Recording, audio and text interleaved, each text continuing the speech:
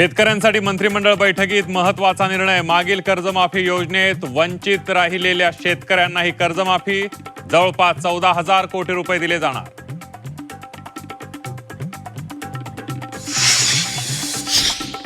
भुजबळांच्या शासकीय बंगल्याशी पुनर्विकासाचं कनेक्शन असल्याची चर्चा. इमारत मालकाला विकासकानं थेट सातपुड्यावर बोलवलं. पुनर्विकासाच्या जाहिरातीवरून नवं वाद.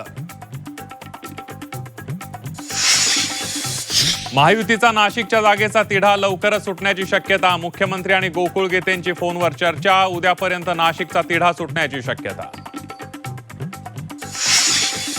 ऑपरेशन ब्लू स्टार हा काळा दिवस. अमृतसरमधील धार्मिक कार्यक्रमातील गिरीश महाजनांच्या विधानाने वाद, तर महाजनांना पक्षातून काढण्याची राऊतांची मागणी. मार्मिकमधून महाराष्ट्रातील काँग्रेस नेत्यांवर टीका. राहुल गांधींचं कौतुक करताना राज्यातील नेत्यांचा समाचार. काँग्रेस आणि शिवसेना युबीटीमध्ये वादाची शक्यता. मुंढवा जमीन गैरव्यवहार प्रकरणात जामीन मिळाल्यानंतर शीतल तेजवानी जेल बाहेर. 2 लाखांच्या जात मुचलग्यावर तेजवानीला जामीन मंजूर.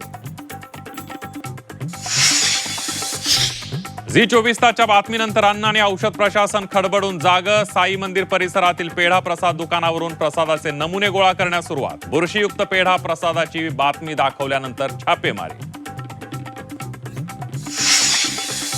नागपूरच्या विधी विद्यापीठात पीएचडी प्रवेशाच्या राखीव जागांवर खुल्या प्रवर्गातील उमेदवारांचा डल्ला. खुल्या प्रवर्गासाठी केवळ 12 जागा असताना 22 उमेदवारांना प्रवेश.